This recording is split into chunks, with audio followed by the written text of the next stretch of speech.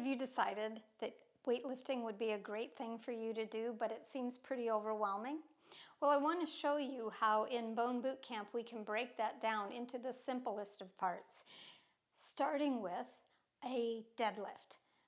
Actually, you wouldn't start with a deadlift, but I'm going to start showing you what happens when you're trying to learn how to do a deadlift, which would mean that you were hinging at your hip and going to the ground to pick up either a bar or a weight. It could even be just a dumbbell, or it could be a kettlebell, and you're coming right back up.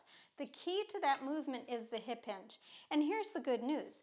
We all need to be knowing how to hip hinge. It's making our aging life much more graceful and much less stressful on our low back, something almost all of us can use. So I'm going to show this dowel to you. You could have a broomstick if you wanted to experiment with me, or a Swifter stick.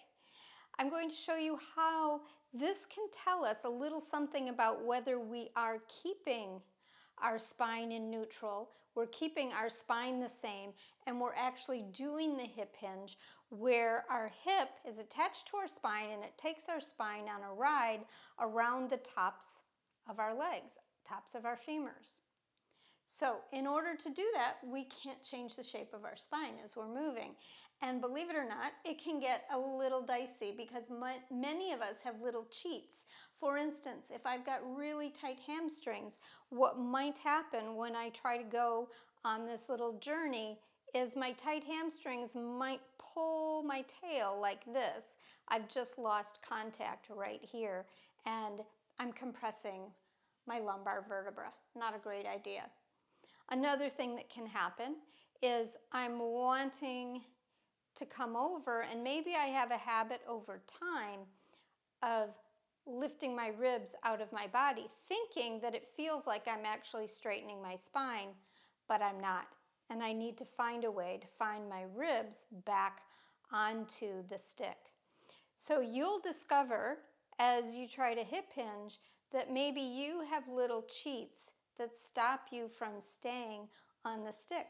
Well, that's where we work over time to perfect the hip hinge long before we start adding weight. And we might just add resistance bands in the beginning, not even going to a 2-pound little dumbbell. And slowly we keep progressing, doing more repetitions and more weight. So there are lots of variables, there's a lot to learn, and I'd love to see you come take a look at us in Bone Boot Camp.